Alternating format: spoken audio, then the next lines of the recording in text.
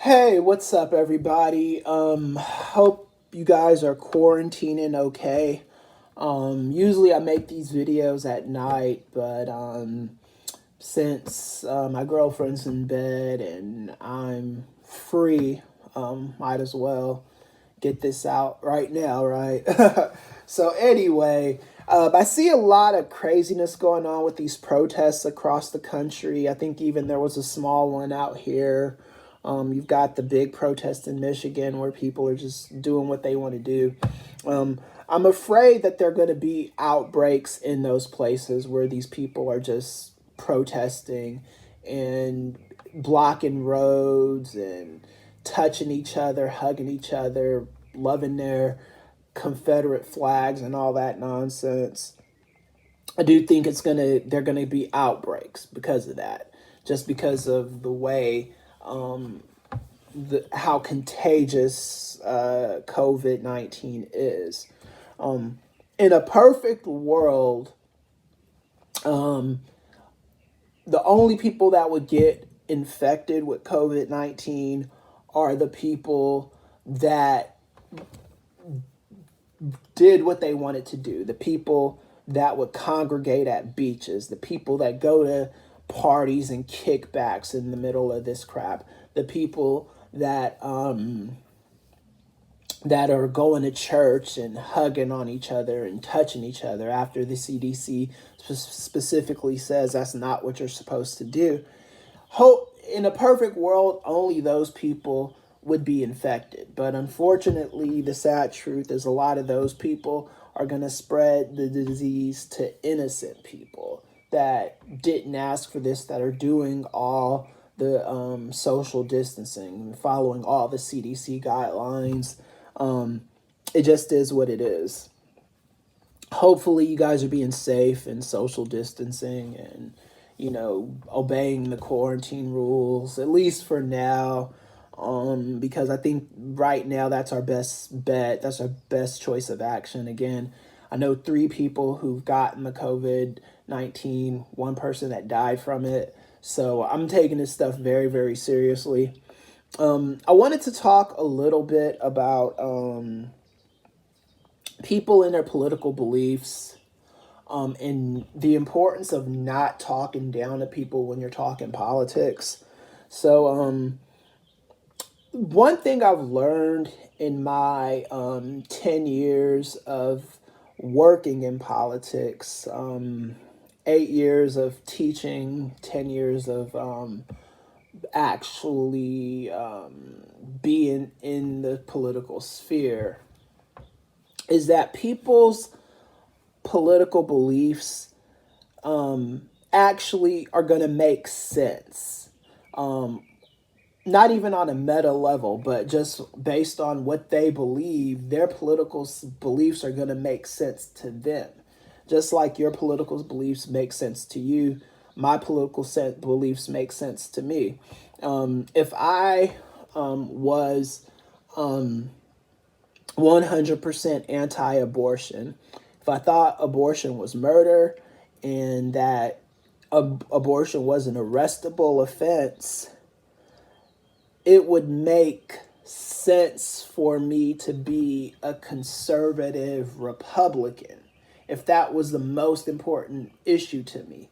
If I loved my gun like I love my nephews and love my family members, then that would be, I would want to vote for a conservative. The way I believe, if I'm pro-choice, I'm think the government should do their fair share. I think I'm pro-education. So in that respect, my beliefs make sense to me. But in the Democratic Party, we have a lot of factions in our party because we have to serve a lot of different masters. It's really, really hard to get Democrats to agree on every single thing because you have this very, very progressive wing of the Democratic Party. And then you have this part of the Democratic Party that is going to be more establishment. So that's where we are with politics, and it is what it is. But what I don't like is I remember I was watching this Revolt Summit on Revolt TV not that long ago, where Killer Mike was talking to this room full of my people, black people, and he was calling them slaves to the two-party system and stuff like that. He's like, you know, you guys, if we got to stop being slaves. And to me, it's just kind of like, you don't do that kind of thing, right? If someone votes, they are voting because they care about what's going on in their election. They're not a slave to anything, you know. And it's kind of messed up to do that, you know.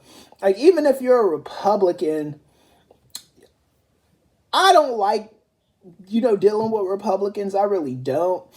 But the one thing I'm not going to do is, you know, talk to them like their voting doesn't make sense to them. I actually don't even talk to Republicans about a lot of those stupid beliefs, because I know that stuff is never going to make sense to me. And what I tell them is never going to make sense to them. So what's the point of the conversation? For a conversation to be effective, the two sides need to be receptive to what the other side is saying. There's no way I'm going to be receptive to locking kids in cages, or a bunch of white men in the White House making a decision for a woman's body and stuff like that. That stuff makes no sense to me, and I'm not receptive to that way of thinking. And I'm not going to bullshit myself into thinking that there's ever any way I will be receptive to that line of thinking. So I just avoid those kind of conversations, right? If the other side is going to be receptive to my way of thinking, then we can discuss. But if not, then to me, there's just no point in that discussion. But I won't tell them, hey, you know, you're stupid, or you're a slave, and you're this and you're that. Even if that might be true, even if they might be a slave to, you know, Republican Trumpian politics, it's not my place to pass that kind of judgment on them. So I just don't do that, you know.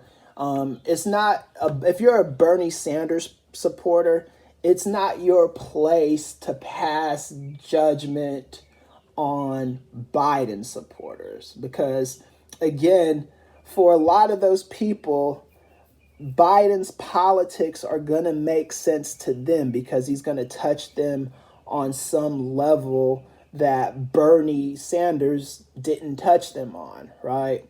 And to kind of like be like, I can't understand why black people love Joe Biden and this and that.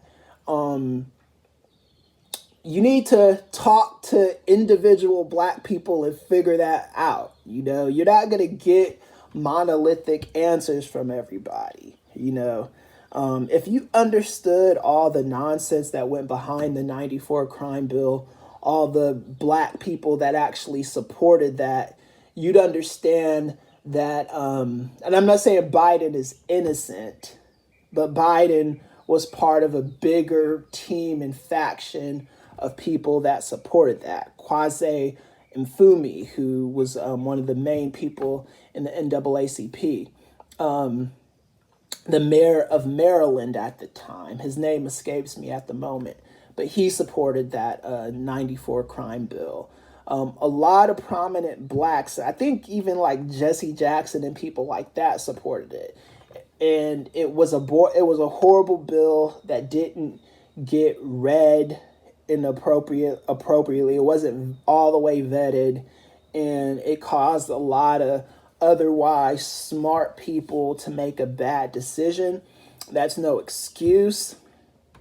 But, Biden supported it, Sanders supported it, Clinton supported it, Bill Clinton. Bill Clinton is the mastermind behind it because we're in the tough on crime era. And, that was just one of the things that happened. So when we vote for Biden this time, we have to make sure that things like that do not happen again. That's the bottom line. The answer isn't not voting. The answer isn't talking down to other people that might like Biden. The answer is, how do we get Biden to do what we want him to do? That's just the bottom line. We got to see where he's at.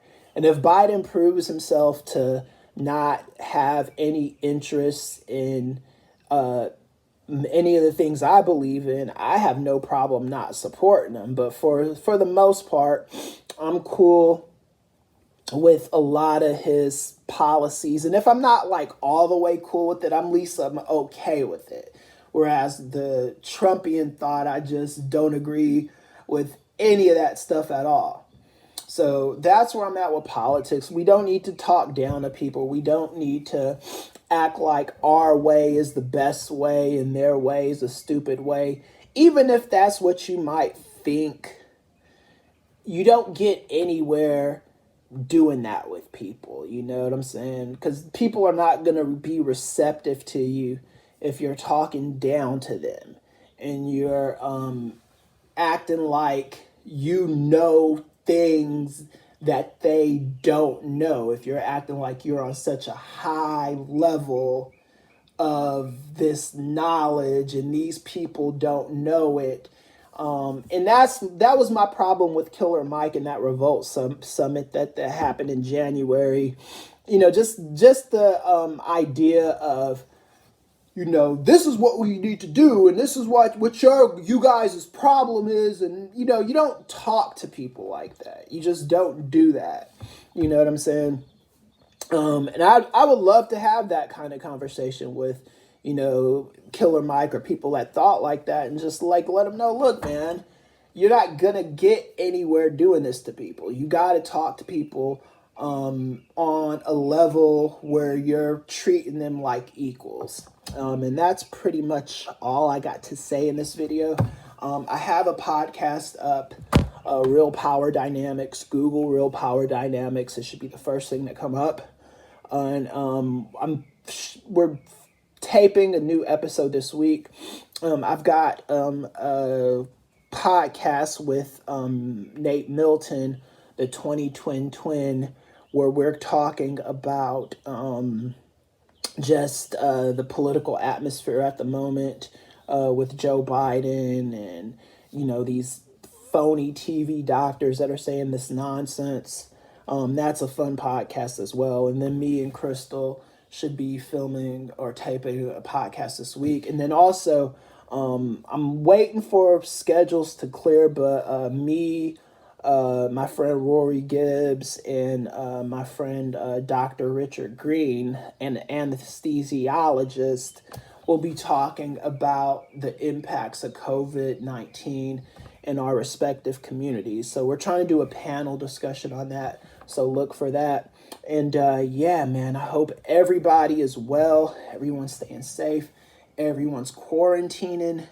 And let's have a great week. All right. Peace, y'all.